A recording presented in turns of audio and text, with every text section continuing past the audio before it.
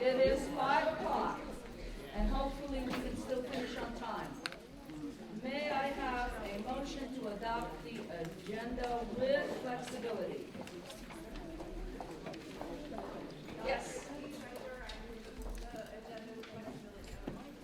And do I have a second?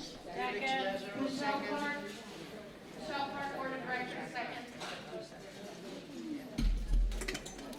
And may I have a motion to approve the minutes for October 28th? Still not working on And a second. Second. All those in favor, raise your voting cards. Thank you. All those opposed? Thank you. All right, we now have appearances. We have some guests. And if you have a bat on a chair, can you please put it in your lap? I know you're not supposed to put it on the floor because your mother told you not to. But wherever you can move it, if you can move it off the chair so that everybody can have a seat.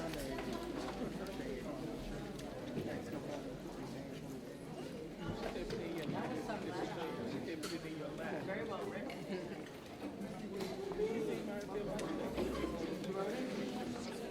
Okay. We have some guests with us, so we need to be on our best behavior, not as usual. We have 3 people who are running for NEA director, and they will introduce themselves and they will address you. We have Linda McLaughlin, who is the president of Charles County Teachers Association. Linda, come up, please.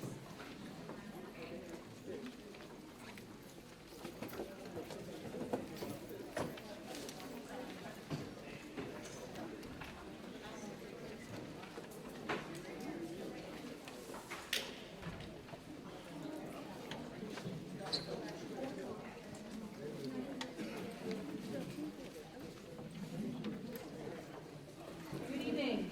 Can you hear me? Okay, my name is Linda McLaughlin, and I am the Education Association of Charles County president. So I am your neighbor to the south, and thank you for letting me speak to you all tonight. I am here to ask for your vote as NEA director and build on all the awesome strength that we possess in all parts of our membership, because we are the ones that we've been waiting for. I am a voice from a small county, but I do have a big mouth. And I think that we need to have everyone's voice at the table, because if you aren't at the table, you are on the menu. And I think that's super important for educators right now. We need to make sure our voice is heard. We are on the cusp of something really huge. States who could have had some very bad results if they spoke up and they spoke out, North Carolina, Oklahoma, Arizona, have done so anyway, and it has made a difference. Even in the face of challenges from our governor, we here in Maryland have stepped up. We've taken Annapolis by storm and changed the face of education. We've only just begun.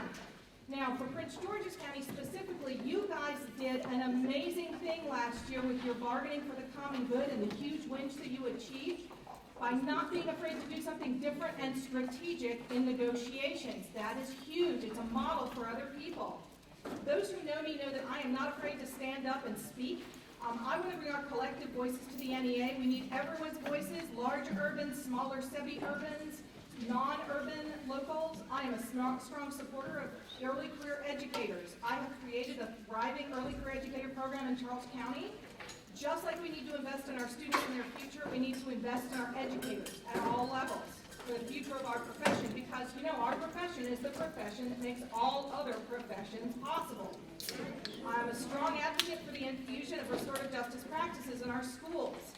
If you weren't at the MSCA convention this year, I finally got an NBI about restorative justice practices passed. MSCA needs to lead in the state on RJ training so it is consistently applied and supported. It took me 3 years to get that passed. And what that shows you is I don't give up. When I think something's a good idea, when I think it's good for education, when I think it's good for students and educators, I'm going to keep pushing. Education and the well-being of our students is too important.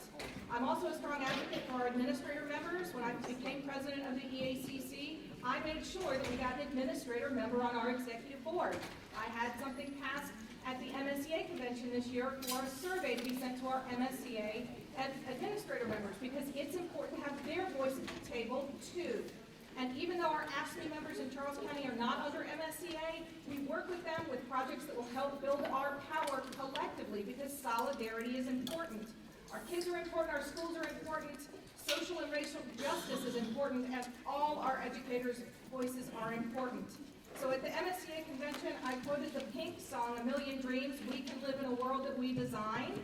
I will listen to you, I'll dream with you, I'll work with you, we can do this together. Now, the 2020 election is just around the corner, and we need all hands on deck to get someone into the White House who will listen to educators, who will put an educator at the table.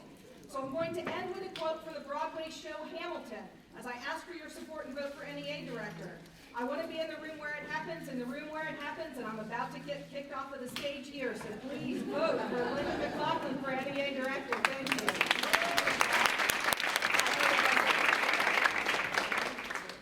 Thank you very much. The next person to speak is Heather Goodhart. Are you here? Heather is not here. Okay, we will now have Michelle Alexander, who is from Montgomery County.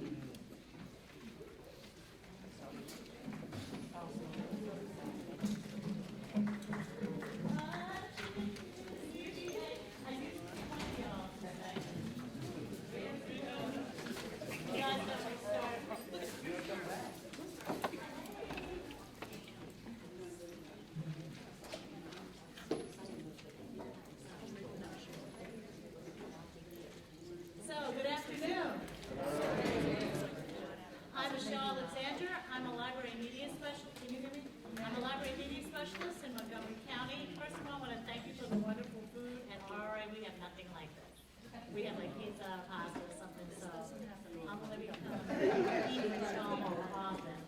I'm running for re-election to the MSCA Board of Directors. I want you to know I do not take your vote for granted. I appreciated your support 3 years ago when I ran, and I'm asking for your support again. You at the NEARA elected me to the NEA Resolutions Committee. That's a 2-year commitment. I'd like to remain on the MSCA board to really combine that so I can act as a voice for Maryland, which I would regardless, but I'd like to stay on the MSCA board. What Linda said, I got to tell you, what you guys did with your bargaining last year, we are now imitating you. MSCA is now doing open bargaining because of your success. And I got to tell you, there's nothing like having hundreds of people in the room when they walk in. And when they walk in, you can hear a pin drop. And when our people walk in, we're screaming and cheering. Yes, the intimidation factor is real. And we're loving it. Also, I marched with you all for Fix the Fun. And I was very proud to march with over 8,000 of you to fund Kerwin. So remember we had those community forums? And when they had at Blair High School, someone said, we are fighting against forces that do not want to fund this, and we have a real fight on our hands. Guess who that was? Mr. Kerwin. Mr. Kerwin stood up and said, we have a fight on our hands to fund Kerwin. So if Kerwin stands up and says he's going to stand shoulder to shoulder with us, I want to be there to stand with him. Also, it's about time that we funded Kerwin. It's about time that our ESPs were paid a living wage. It's about time educators didn't have to work 2 and 3 jobs to live where they worked. It's about time we had a state board of education that had teachers on it and listened to them. It's about time that we had the right to determine our own evaluation system rather than having a bunch of businessmen who have never set foot in the classroom try to tell us how to reevaluate. It's about time restorative justice was made a reality, and I'm glad Linda's new business item went through, because, Georgine Fountain and Renee King and Tyrone Terry, all of us out of NEA, brought that to NEA about 4 or 5 years ago, and we're still pushing for it. It's about time we funded more counselors and more health workers in school. It's about time we funded more librarians and media assistants and increased funding for special education. So as a member of the board, I've lobbied for our dreamers, I've lobbied against human trafficking,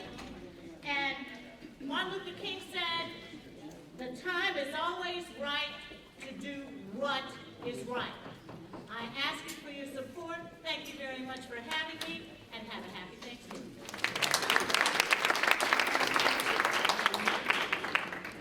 Okay, thank you. Let's see, I think that concludes our visitors for NEA Director. If Heather comes in, we will put her on the agenda.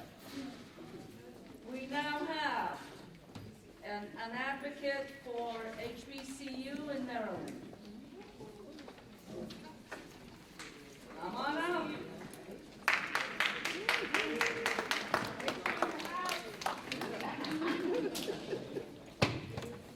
She's getting herself together.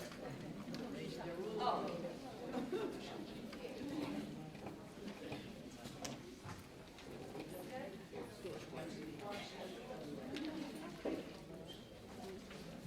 Good afternoon, and thank you for this opportunity. Good afternoon, and thank you for the opportunity to speak with you about historically black colleges and universities, HBCUs, here in the state of Maryland. My name is Sharon Blake. I am an educator from the Baltimore City Public School System. However, I grew up right here in Prince George's County in Richardsville, Maryland. I'm here to speak on behalf of the Maryland HBCU advocates and our group, and the fact that what we're doing is we are traveling about the state to educate people about the HBCU lawsuit, which is 13 years old, where the HBCUs in the state of Maryland, that would be Bowie, right here in Prince George's County, Coppin, Morgan, University of Maryland, Eastern Shore. Those 4 HBCUs, alumni and students, sued the state of Maryland on behalf of the, relative to the duplications of programs. So in June 2017, federal judge Catherine Blake ruled that the state of Maryland was liable and or guilty of duplicating the programs from the HBCUs, and to that end had to find a remedy. And her remedy, she suggested that what is needed would be to have a high demand academic program on all of the HBCUs here in the state of Maryland. The state then calculated what would that cost using the model out of Mississippi that took place 20 years ago, and it would cost the state somewhere between $1 to $2 billion, that's with the B, $1 to $2 billion in order to fund the program. So Judge Catherine Blake ruled that Maryland has to fund these programs, and you're funding high academic demand programs, marketing, and scholarships for those programs. And to that end, we are now fighting with the governor to get the governor to properly fund the HBCUs. The governor offered $200 million, take it or leave it, and we're saying that's nowhere near what the actual cost would be, and it's the funding. The state of Maryland were the ones who came up with the number of $1 to $2 billion. So what you're receiving will be 100 days of action. We're having our first town hall meeting December the 3rd at Wally Bates Legacy Center in Annapolis, Maryland at 6 p.m. And we're traveling about the state doing town hall meetings, speaking to groups and other community groups and agencies to let people know what the struggle is all about relative to the Maryland HBCU. I thank you for your time.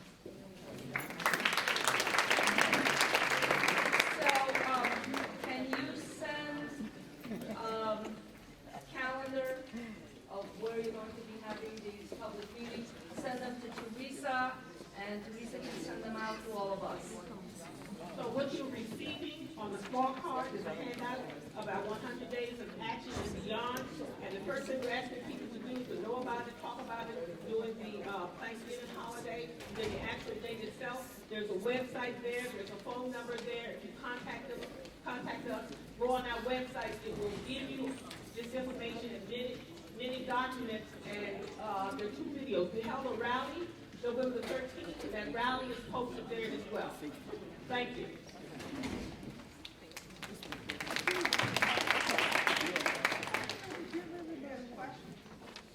Are there questions? I would like to have that. Oh, okay, yeah, everybody will get one of those. Okay, Joshua, we have an update on the Kerwin Commission forums.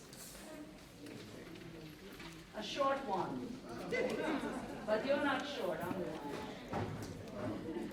Can you guys hear me? Yeah. Okay, good. Okay. So really quickly, just the other day, the Kerwin Commission took the final vote to pass the final recommendations, and they passed the recommendations which will be going to the state legislature.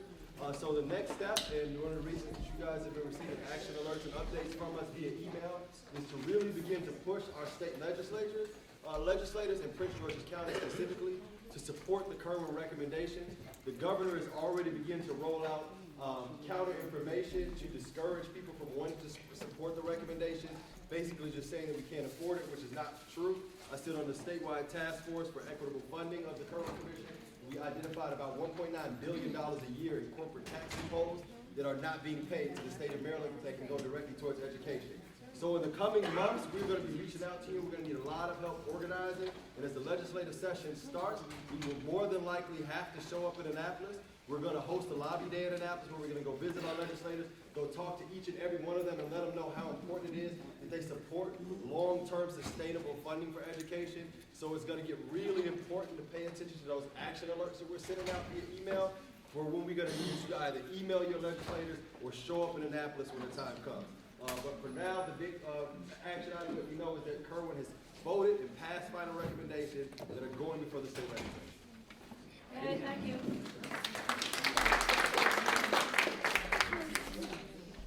Okay, I just have an update on the Chicago teachers strike. As you know, they had a victory. They came to an agreement. We had sent them a letter of support, which they did get, and it was before, when they were still on strike, and it was before the agreement, so they know that we were supporting them. And I just want to add to this. The amazing thing is that the teachers, the educators of the United States have become the forefront, the leaders of the labor movement, the vanguard of the labor movement. Now, I never thought I'd see anything like that. It used to be the steel workers, it used to be the coal miners, it used to be the car manufacturers, the car workers. It is now the teachers. The teachers all over this country are protesting, striking when they can, and they're winning victories. They're in the front line, as my friend compadre over here says. This is an amazing thing, and you should take solace in that. We have been strong, and we have been brave, and we will continue to do that. Okay. The MSDE election to put an educator on the Maryland State Education Board of Education, right, as you know, was extended to the 22nd. So we don't have the results yet, but as soon as we do, you will know. Let's see. Next one is Largo High School teacher. We can sit here for hours to discuss this situation. What you need to know is that she is on administrative leave with pay. How it turns out, we don't know, but $5,000 was raised. Over $5,000 was raised for her defense. I'm not going to tell you to give more money. You didn't hear it from me. But she certainly deserves our support because we have all been in that position. Okay, NECC has some information for you. Come on up.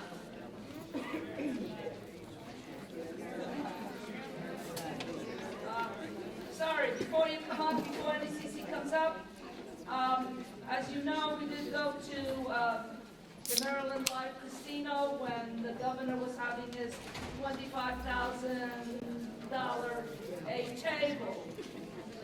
For table, for plate, whatever. It was raining, it was cold, it didn't matter.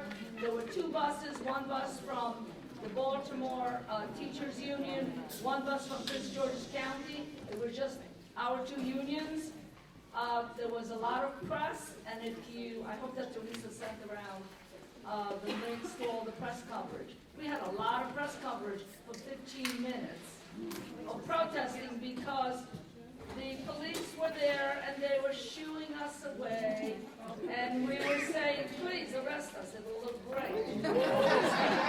Teachers, poor teachers, yeah, go ahead, do it. They didn't want to do it, they just told us to leave. But what I am happy about is that we are working together with the Baltimore Teachers Union. They have the same demographics we do, and whatever we do with them will be for the good of all of us. And now the NECC. Rudolph, the red Apple and peas with cream.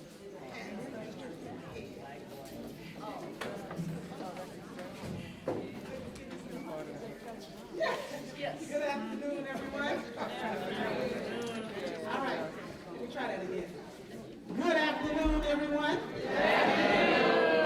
So much better. I'm just here to announce the candidate slate for our 2020 elections.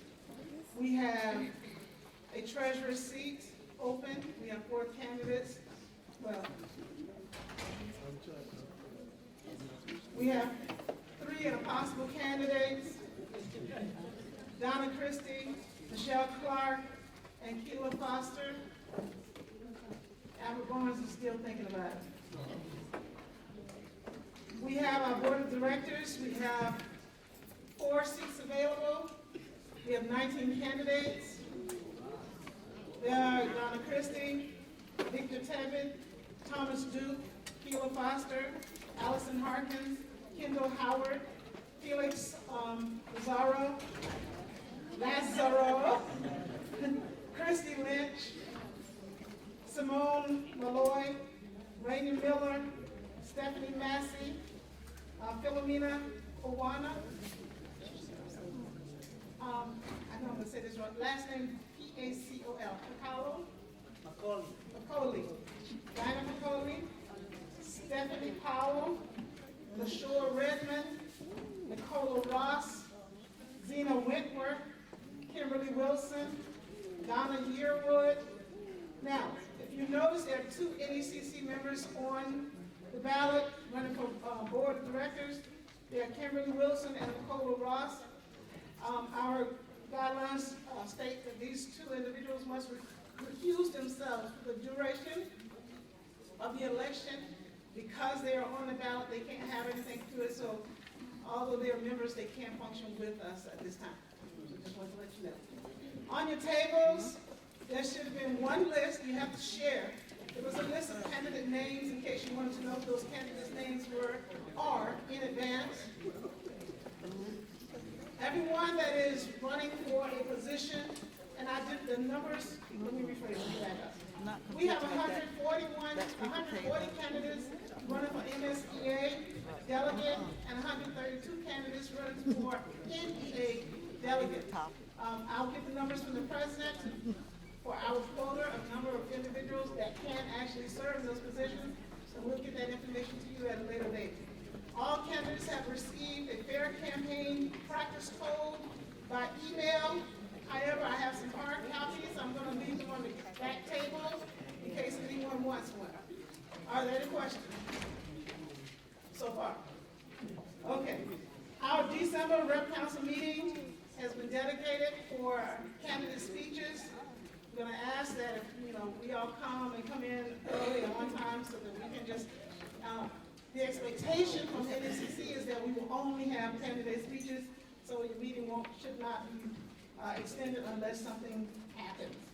The election dates will be January 27th, 2020 through February 21st, 2020 at 5 p.m. The election will be conducted online simultaneously with the MSEA elections. You will receive an email relative to that. January 27th through February 21st.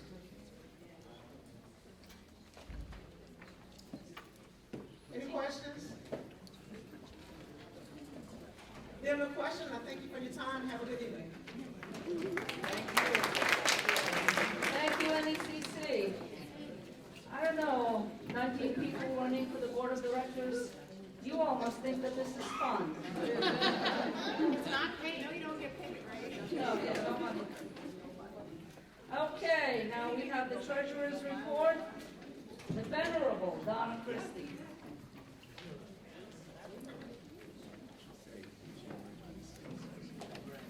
Too tall for this. All right. You have the treasurer's report in writing. Just to clarify, I'm not going to take a lot of time.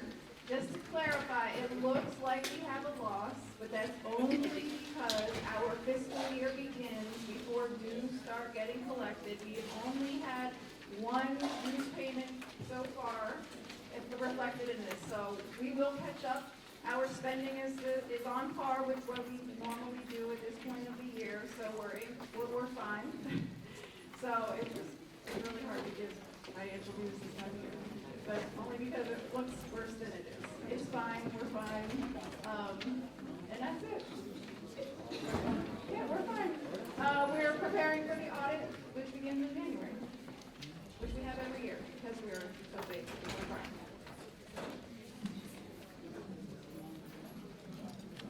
Thank you, Donna. Okay, we don't have any old business. And committee reports are written over there on the table. And we don't have any new business. Watch out. Madam President is not here yet, so her report cannot be given. However, the PGCEA legislative reception, you can see right here, is going to be December 13. What time? Does anybody know what time? It starts at 5.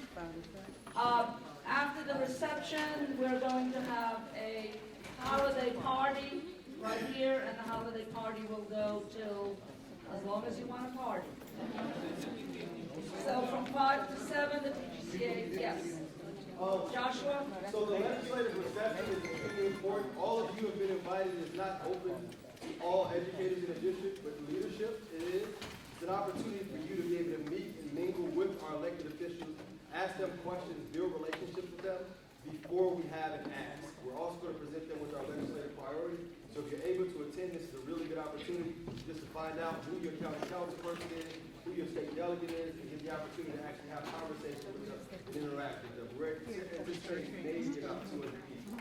So this is a good opportunity for you all to show up before we really start having to push them just to get relationships with them and interact with them. Okay, and I need to apologize to you. Both our president and executive director are at a meeting at the Board of Education, and that is why they're not here today. They were hoping to be here by now, but they are not. So, we're going to start the membership petitions and comments, and hopefully the president and executive director will arrive. Anybody come to the microphones?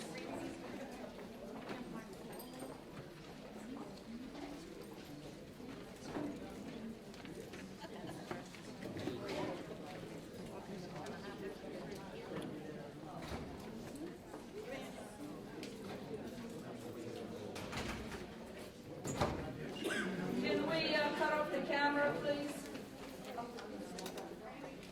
Our cameraman is missing in action. That's okay. Let's start.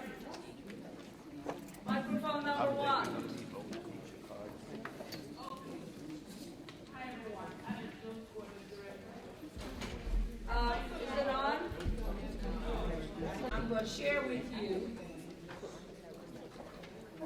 what next and where we are and what has happened in the past week and a half since what happened at Largo. And I just want everyone to catch their breath for a second, because one thing I learned on November the 2nd when we had the Cancer Day here, when Robin McNair had the day where we had an emphasis on cancer how it affects us and how we can take care of ourselves. One of the things was mindfulness. And that is checking yourself and regulating yourself. Now, I'm glad I had that November the 2nd.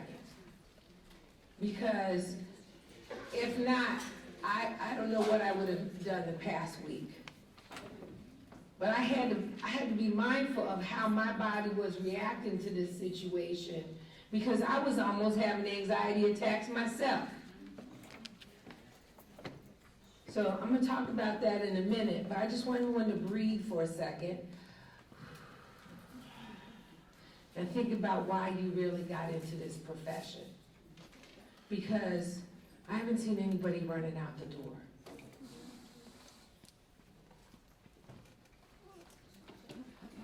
You all want to be here. You want to be loving these children. Not in an icky way, but loving these children. That's why we're here. But in order to be able to do that, you have to be mindful, not only of how you're feeling, but also about how the students you are teaching are feeling. So I just want everybody to go for a second, and I want to let our executive director do her report. Thank you. So, this is interesting, because I didn't expect to come in after petitions and comments. There's a different room in here. But anyway, I think it's still appropriate in what I'm going to talk about, because what I'm going to talk about is power. So a lot of people that came up to the mic were coming, asking questions and asking for things to be done, because in my opinion, they don't have enough, we don't have enough power in the buildings. And we expect for 8008 to solve all those problems here at PGCEA. And I think that our power should emanate from the buildings, not from here, or from our work site. Who agrees with that? Okay. So, and I think we would be less frustrated when we walk in if we were coming from a position of power, in a place where we felt respected in our workplaces, in a place where we felt our voices were heard. But instead, we come here and we're like, what are you going to do about it, right? And I think the only power we have and what we've shown that we can win when we win big is by doing things a little bit differently. So what can we do? How did UTLA do it? How did Chicago do it? How did all these places in Oakland, how did they go on strike? How did they win? They won by changing things up. And I'm looking at Chrissy Lynch, because Chrissy Lynch came to us with this idea. It's like, we can't do everything here every once a month at PGCEA. We actually are going to have to go out to the regions and do a little bit more work and train each other on what the best practices are. So we're going to start by building support structures of support, so that you don't have to wait every month to come to the rep council to talk about all the issues that are going on in the schools. That some of this stuff could be dealt with earlier on.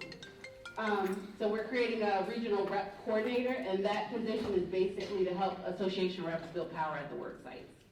And so that would be, they would be able to communicate regularly and have the capacity to organize on things that are really, really important. And I agree with you, Howard. I think like we should do some sort of workshops, but it should be members training members as well on what's appropriate and what different options and what ideas on how to handle the conflict. So this is kind of the structure. And I'm gonna just go through the next steps really quickly. So we'll have the application process December 2nd through the 8th, where people can apply for it. You need to be a rep in order to apply. And the board and the president would make some selections by before winter break, and we'll start having trainings. And then we'll have a association rep convening or training at NEA on February 1st. So that's where we're going from there. If there's any questions, let me know.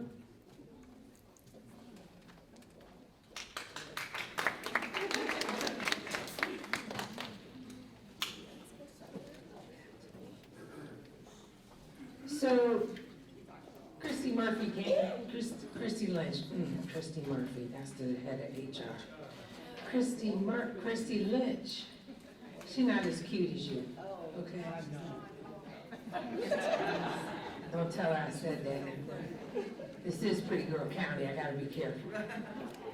So, we have to do things differently. And the current structure does not allow for like regional trainings. We've tried to do some trainings outside of the building, but if we have this, the 3 different areas, and we have clusters, and then we can have professional development outside of PGCEA. Didn't we teach at Gwynn Park High School? They're not here because it takes them too long to get here. Right? Laurel High School, takes people a long time to get here. Now, I do see Eisenhower Middle School here. I see you. But it does take people a while to get here. And maybe, I'm thinking we might just take this rep council on the road. I mean, we did it before when we had the contract negotiations. We did it at Flowers High School. So we're gonna be doing some things a little bit differently, so hold on to your bootstraps. It's time for an overhaul. We're trying to do some things. So, Howard, I absolutely agree with you that there should be training, and if you guys watch me on the media, I did say that I've been teaching in the school system I've been in Prince George's County Public Schools for over 20 years, and not once did I have the opportunity to be trained in CPI. Got the funding that was recommended from their formula committee, so now we actually have a game plan to go to Annapolis. How many of you are prepared to go to Annapolis with me on a Monday? Okay, I should have seen everybody's hand up. Those of you that live in the 22nd district, that's Paul Pinsky's district, raise your hand if you know. Okay, I expect to see you Martin Luther King Monday, and that is the 22nd district reception in Annapolis. We will be alerting you as to when your state delegations are having their Monday nights so that you can go out there. Because when I went to go testify, and I'm kind of wrapping all my report in here, when I went to go testify at the Kerwin Commission last week before last, I don't know if days are running together, I think it was last week and a half. There weren't a lot of people that looked like me in the room. We represent those brown babies. And we need to be in that room, whether you're white, black, green, purple, yellow, with white polka dots, I don't care. We all need to be there representing our children. Because here's what happens. Some people might say, oh, well, you know, I teach at Tulip Grove. I teach at High Bridge. I teach at a school. We don't have a lot of those issues because we've got parents that have resources that they can bring to the table. Some of us don't teach there. Some of us teach at Barnaby Manor. Some of us teach at Dodge Park. Some of us taught at Rogers Heights Elementary School, which is way over capacity. How do we get them to understand that the rising tide carries all ships, and those soft supports, I call them soft supports, but they're really hard supports. How do we get the trauma-informed education? How do we get social-emotional learning? How do we get restorative practices for all of our educators? How do we make sure that there's enough guidance counselors, PPWs, or school psychologists? How do we make sure we get that is by making sure that our school system is fully funded. Am I making sense? So we can all sit here and cry and complain about everything, but I've already cried all this weekend. I'm in fight mode myself now. I'm in fight mode for our children. I'm in fight mode for you to make sure that we get the resources that we need, especially this high poverty money, because that's going to give us the mental health supports that we need, the community schools funding that we need, and that's all I want to say about that. So, excuse me, where do we begin? December the 13th. Write it down, write it down, write it down, down. Did you talk about it already, Christy? So y'all know what's going on that day? The legislative reception is from 5 to 7. Please RSVP for the legislative reception, and then from 7 to 7:30, we're gonna turn the hall around, and then we're having a party. We're gonna have a PGCEA holiday party that same night, right afterwards. Food's already gonna be here, might as well just keep on partying. Okay? December the 16th, we're having a special rep council meeting on December the 16th.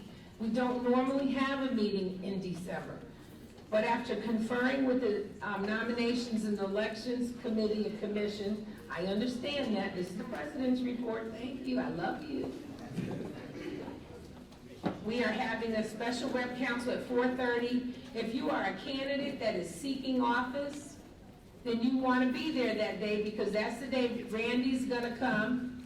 Yep, I am. And Randy is going to be here videotaping you.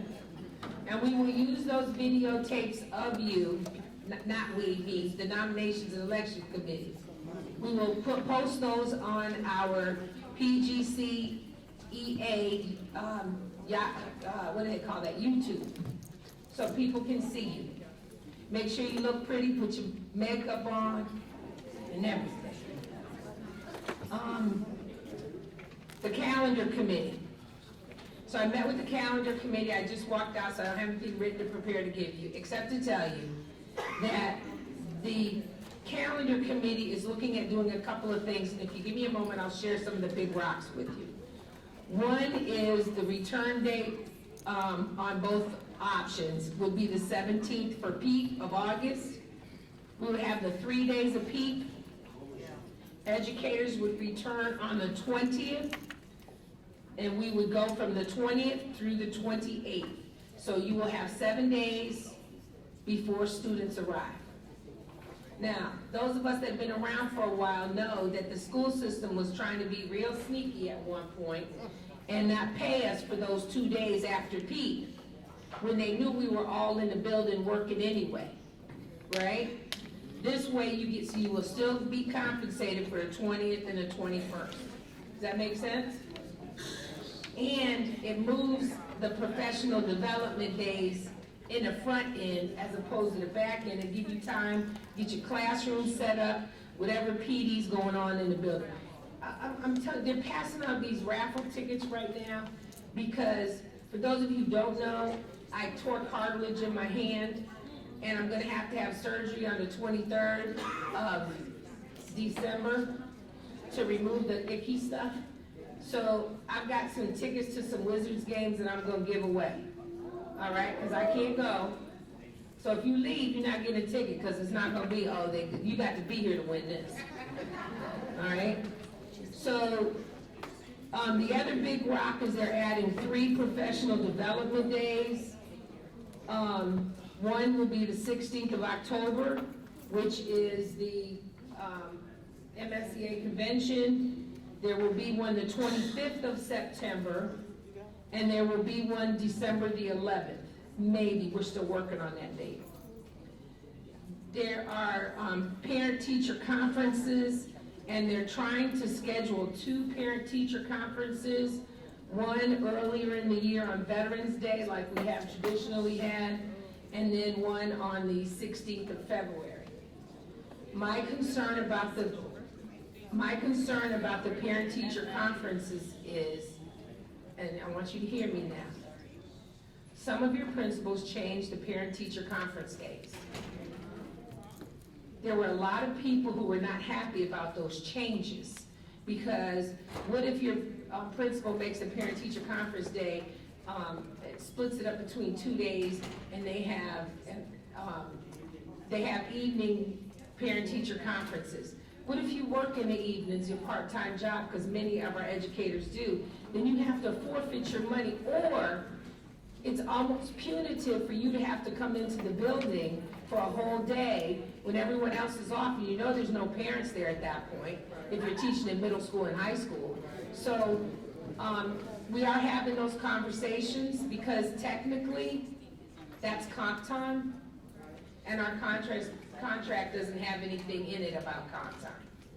So we are having those conversations. The other conversation was about religious holidays, because we have a growing Muslim population in Prince George's County. So there's some conversations about honoring Yom Kippur or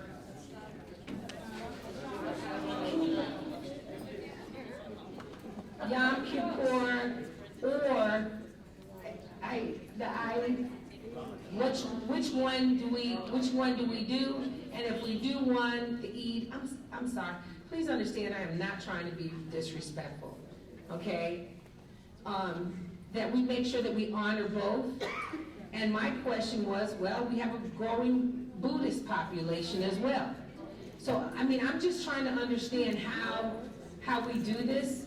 And one of the things that I asked, and I didn't really get a good answer, and I need to do some research on, is what if we just allowed people to have a holiday, the kids to have a religious holiday, they can choose whatever it is, and it doesn't matter whether towards their attendance or not. So I don't know, I asked that question and nobody had the answer. So I'm gonna find out the answer, but I wanna just share with you that the proposed date for the end of school for 2021 is the 21st of June. Hold on now. That includes our snow days. So it could be less if we have less snow days. And there are other things that they're willing to hear from people are you willing to give up some of your spring break to get out early? Well, I'm just saying, these are all considerations that the board has to take into consideration. So, rumble. There's going to be a survey that's going to come out. And when that survey comes out, if you don't express your opinion, and the members in your building don't put in their opinion, you get what you get. Because we've already responded on initial blush about the calendar, what we were concerned about. Clearly, we were concerned about the convention. Clearly, we were concerned about spring break. Clearly, we were concerned about over the winter break. But there's more to the calendar than those things. And so, when I say this is gonna happen fast, as soon as we get back from Christmas break, the survey is gonna go out. Because they're trying to get this calendar in front of the board before Christmas. So, as soon as it drops, the survey drops, we will send out an immediate alert. After Thanksgiving break. Okay, so let me clarify things. The survey is gonna come out after Thanksgiving break, but it's gonna be on a real quick time schedule for responses. As soon as it is put out, I promise you, we will send out something the moment it drops, that this is the survey that I told you about. So that, because they're talking about having this prepared and offering they only had 2 calendars to recommend, or whatever changes they need to make to it, to the school board. And then it will go out for public comment after the board votes on it. They have their first reader. So it still won't be permanently adopted until the second and the third reader. So we have an opportunity to input after that, but when we're talking about the first blush, this is our opportunity to be in at the beginning of things. Yes?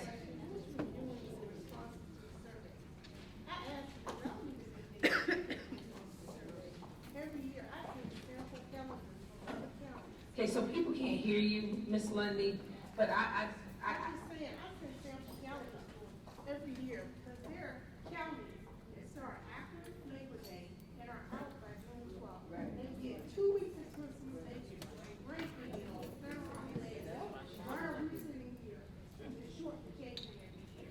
And all these days, we come in way before the kids, and regular teachers, new teachers are understanding, like, you know, they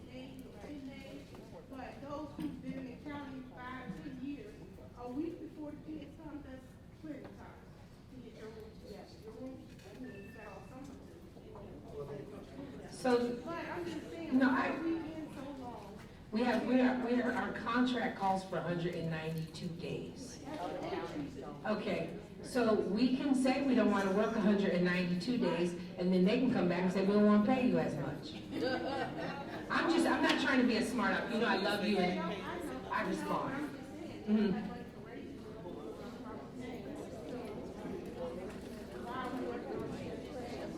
So, what, there's bits and pieces, hold on now, hold on.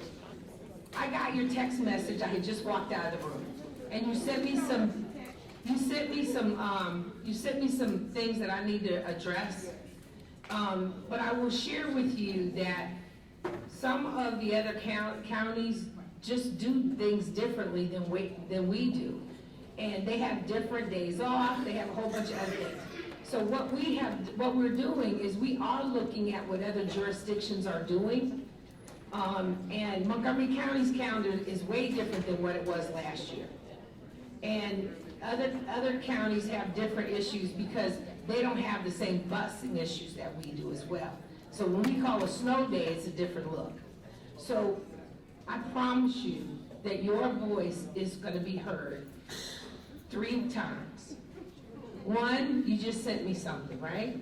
2, you're going to respond to that initial survey that's going to come out right after Thanksgiving. And then 3, you're going to respond to the community and you're going to help me organize that. Are you willing to help me with that?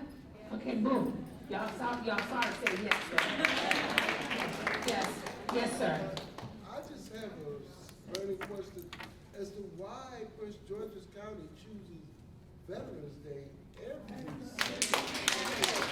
You know, some of us who served a long time, they say you can go to these restaurants and get this lunch. You don't get to do that. So the reason why the school system uses Veterans Day as a parent-teacher conference day is because many of our parents work for the federal government. We have a high concentration of federal employees that children are enrolled in our schools. Hold on now. And that's why they do it. Now, if you want to organize the veterans in our school system and to fight against using Veterans Day and using Columbus Day instead,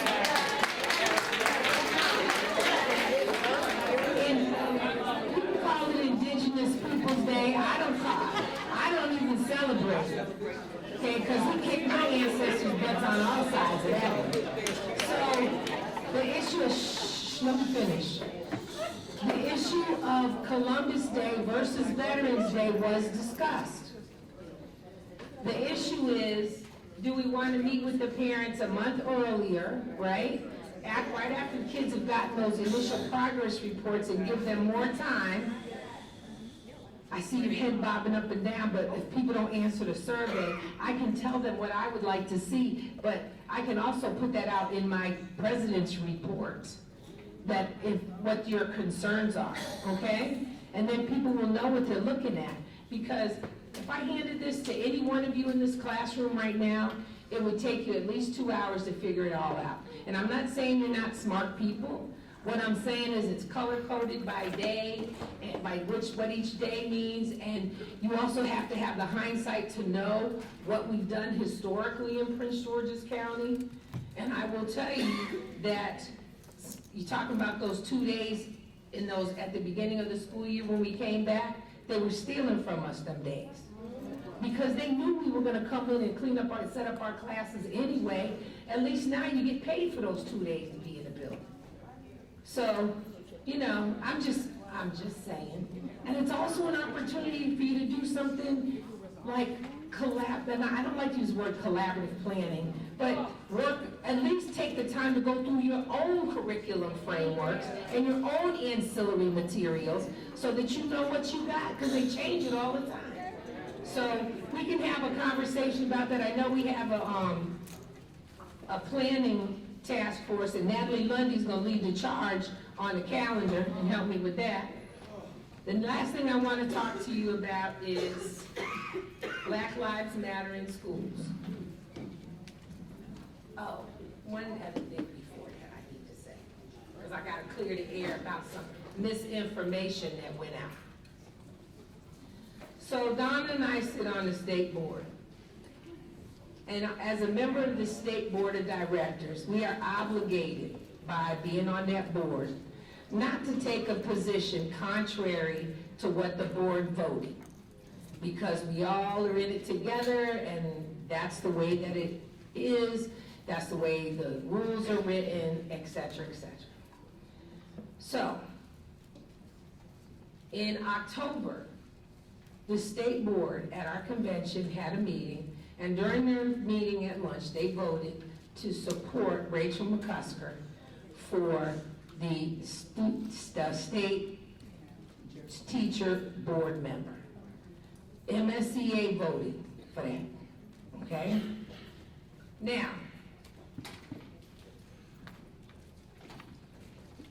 I'm going along with what the board said, because I went along with what the board said because as a local affiliate on statewide political offices, the state has the, I don't want to use the word power, but the jurisdiction to make decisions on statewide actions, right?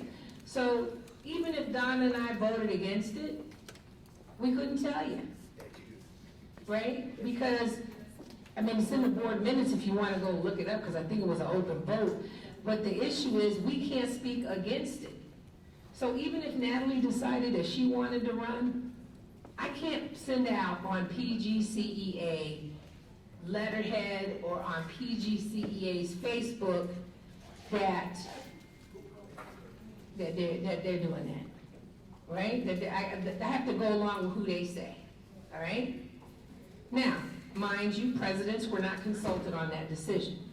However, I was in a unique position because I'm one of the few members that's also a president of the local. So there's been a lot of scuttle, people talking about me, right? About my decisions that I've been making and saying that I'm not supporting my own. And that is far from the truth. That is far from the truth. Because one out of those three people who are running who were running is not even a member of PGCEA. The other two are members, and they're good qualified people. I mean, I caught sand from MSEA because I put it on my Facebook, the flyer that one of the members had sent me. Because I'm supposed to be going along with what the state says, right? And my Facebook says MSEA on it, so it really is hard to make the distinction between the two. So, when somebody says to you she wasn't supporting one of her own, trust and believe, I bleed PGCEA. I live PGCEA. I get up in the morning thinking about PGCEA when people call me at 6 o'clock in the morning or talk to me at 11:30 at night. And I know I've spoken to some people in this room at 11 o'clock at night. Yeah. So that's what I want to say about that. And understand that the governor of the state of Maryland did everything he could to thwart this process so that a public school educator could not be on that board.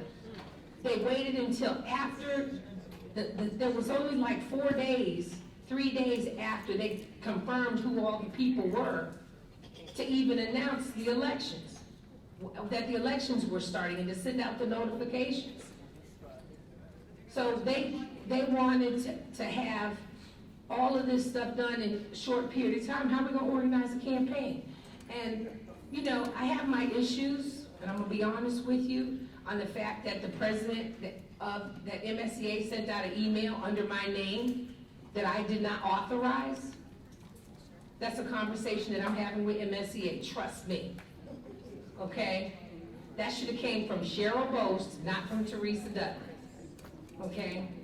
So how we deal with these things in the future, I'm going to work on that.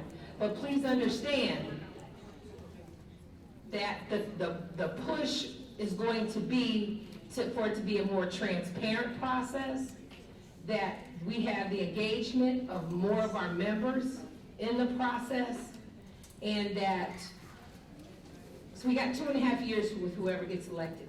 And then in 4 years, they get elected again, right? For another, so whoever, this term was only for 2.5 years because they're elected on the gubernatorial cycle. So in 2.5 years, when they have the next gubernatorial election, they'll be electing somebody else. So I'll tell you right now, get ready if you think you want to run for it. Don't. You can run for governor if you want to. I got $500 for your campaign. You want to run for governor? But my thing is, we have to be ready for these positions when they come up. If you don't understand what they're doing about our professional standards, and you don't understand that about conditional teachers and how these rules are affecting our conditional teachers and how all this testing is doing on the state level to us, then you shouldn't be in the business. You shouldn't be in there running just to be running. But if you want to get in on it, let's have that conversation. I'll share all the information with you. But I only got you for a little bit of time. So, where's the raffle ticket? But you said you were gonna talk about the substitute issue. Oh, yes. I saw the letter that went out on Friday about PD being stopped during the day, during a school day. So you said two things. One, you were concerned about the fact that they were canceling the PD, or they didn't have the PD, someone said that, the training that teachers need. And then the next comment is there's not enough substitute teachers. So the response that I've gotten from administration is there are not enough substitute teachers to continually pull people out for professional development. I met with the substitute teachers the other day because they want to join a union.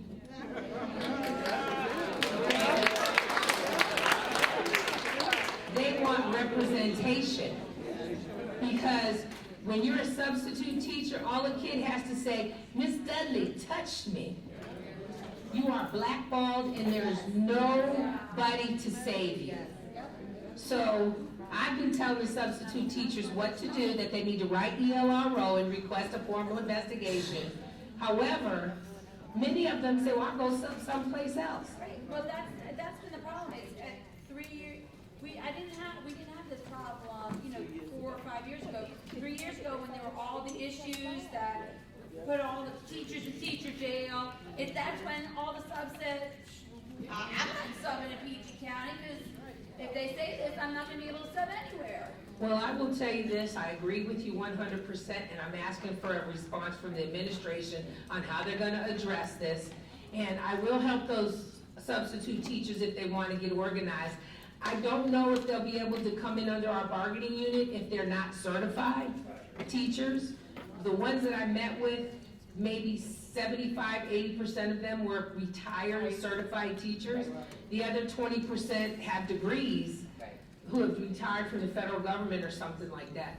So I'm trying to work on that. It's not, I started as a sub. So I get it. The last thing I want to say is, I think I told you I'm having surgery, right? Yes.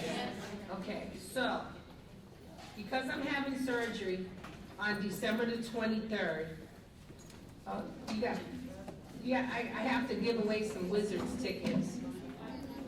But let me just go over did you talk about Black Lives Matter? Black Lives Matter Day today, February 3rd through the 7th. Okay. We want to make sure our students know that we care about them and that Black lives are important to us. And so, is Simone Malloy here? Or who's the other person I said? It was Simone and Melvina Barton. Melvina was the winner last month for some Wizards tickets. So I have 2 pairs of tickets for games that are coming up this month. And so I'm going to give away 2 pairs of tickets to Wizards games. Is that okay? Yes. Okay. And no, I'm not going and I'm not buying dinner. I will be recuperating. I'm gonna let somebody else pull. Oh, you got to see it. I got to pull. I don't have a dog in the fight. Oh, yeah, Jen, pick one. Jen. All right, so the first number is 268562.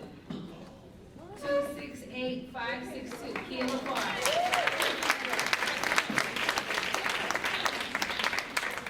All right. Let me check that number. You know, I did that one time at an event. They were giving away stuff. I jumped and said, "Ooh, I won!" And they didn't check my number. Okay, hold on. I'll let you know. Okay.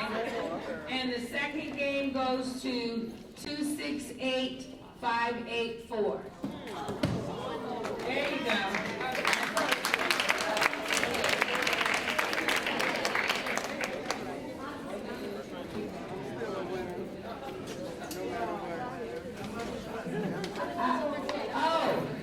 We passed out some little cards for you from Innova. And they are little stress cards so that you can check and see if you're stressed out.